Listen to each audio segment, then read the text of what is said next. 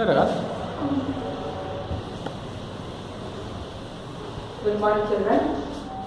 Today we have completed the lesson yesterday, the vocabulary and grammar of this lesson. Okay, so the lesson is to height.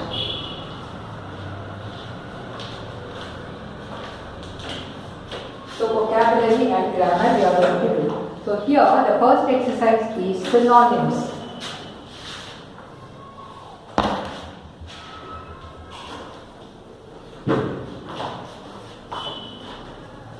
Synonyms means meanings. The word which has got a similar meaning, there will be so many synonyms for any particular word. Like yesterday I said, source, spelling difference, antonym, synonyms, antonym is opposite, synonym is the meaning. Homonyms are the same pronunciation and the meaning will be different. So here we are going to do about the synonyms. So the first one is quench.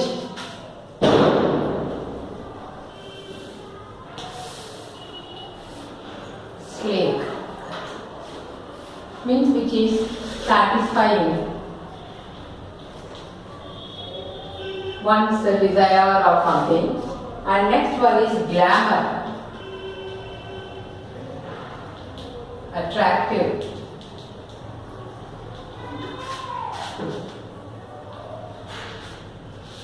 Third one is passion. Desire. Strong desire. Okay, persistence. Means determination.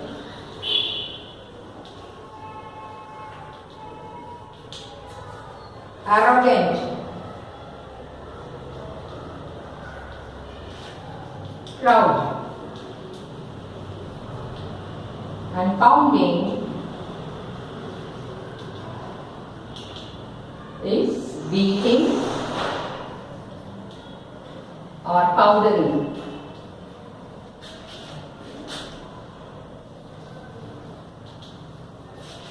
Right? So these are the synonyms of some of the words which we come across in this lesson.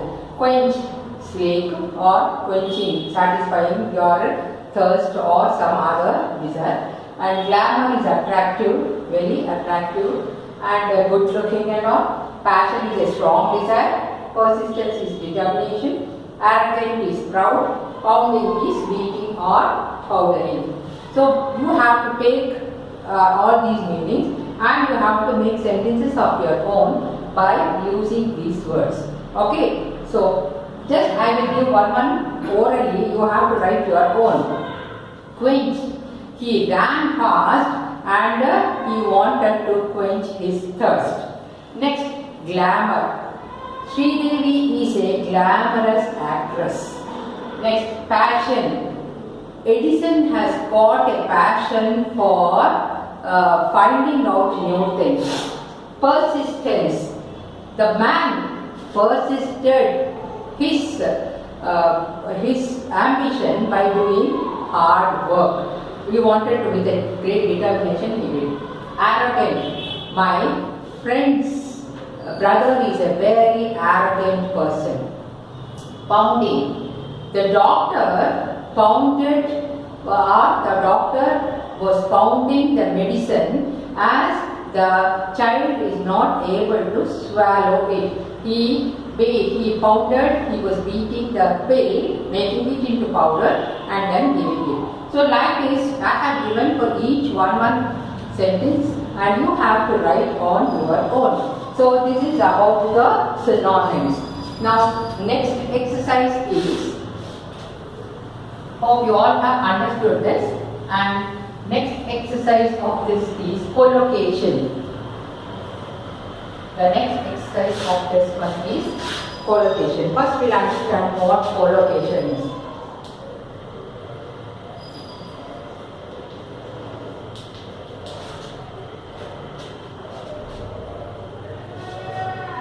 Collocations are the words that occur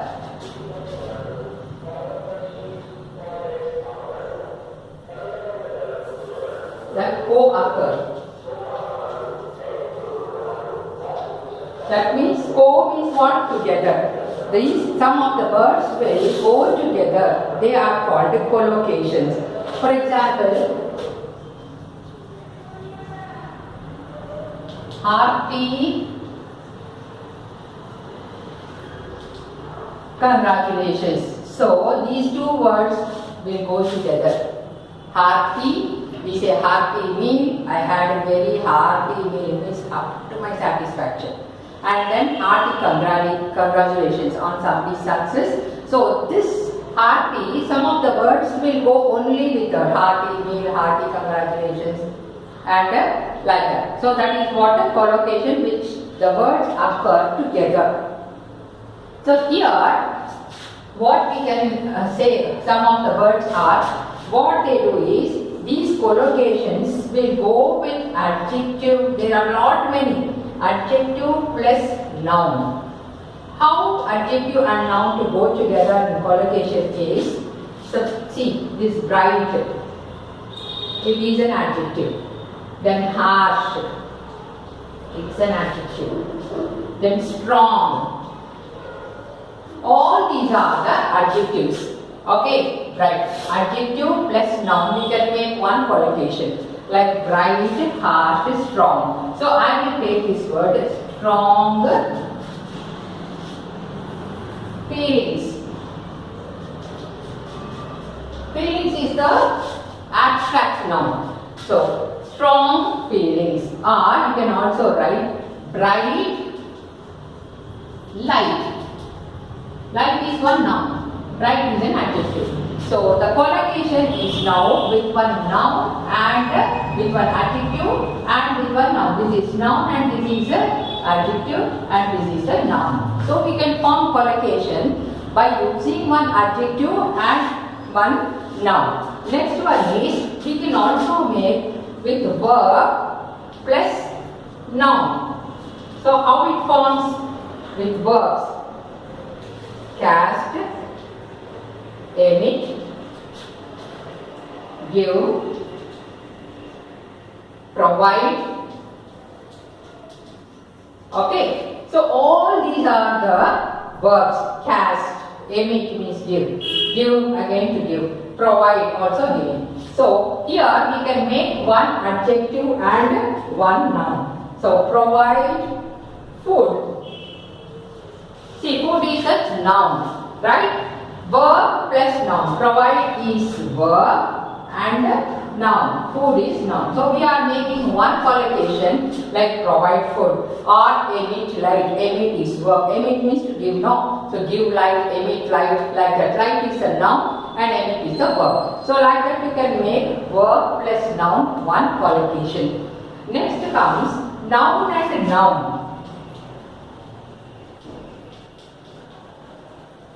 Noun and noun. How? Example, light is one noun.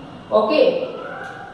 Source. Source is abstract noun. Light plus source. This is one noun and this is one noun. Source is an abstract noun. Light source. They have got the light source from the hydroelectricity. Like that. Okay. So we can make collocation with the noun and noun. And next one is preposition plus noun. Preposition plus noun, we can make one collocation. Example, by the light of the moon. By the light of the moon. By is a preposition noun or light of the moon. So here of is also preposition. So preposition and noun, we can make one collocation. Next comes noun and preposition. Preposition and noun. First we got a by and then we got the light. And noun plus preposition. Noun plus preposition like light from the sun. Look, noun, light from is preposition. We get light from the sun. We get energy from the sun. So that is noun and preposition. Next comes quantifier. Quantifier are also adjectives, you know. but we call them as because they tell about the quantity. That is why we say quantifier. This you will get in the later exercises. Quantifier and a noun. So how ray of light or a beam of light. So how the ray of light? Ray of light is one line of light is coming through the window. So quantifier, how much quantity? That tells about the quantity. That is a quantifier. So these are some of the collocations. Collocations are the words which co-occur. They go together. That is why we call it as collocations. Okay. In the next page, you have got some words where we have to put them in the proper collocation.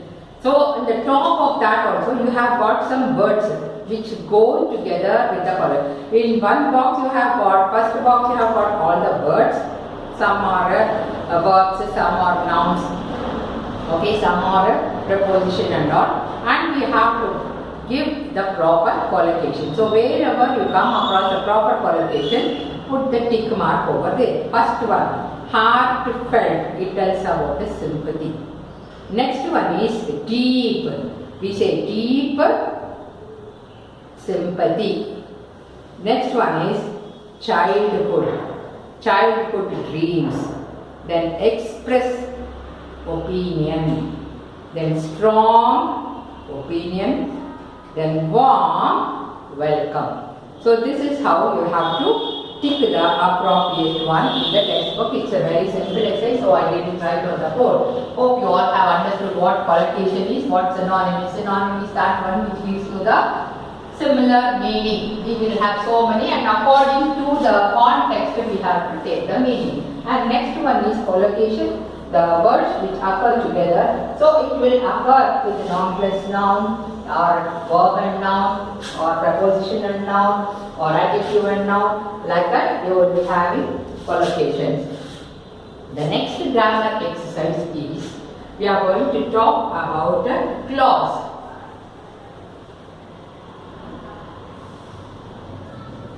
Start to adverb. Adverbial clause.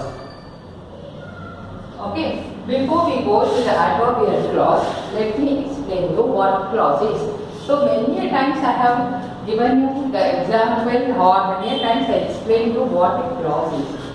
Clause is a part of a sentence. It is not a complete sentence. It is a part of a sentence, and it needs some other words or a main clause to complete or to fulfill its meaning. So the part of the sentence which we call as a clause, it is known as dependent clause. Why is it called dependent clause? Because it requires some main clause or some other words to stand or to give its meaning. Right? So that is a clause. Now let me write one example and tell you what is a clause in that, which is the dependent and which is the main clause. Okay.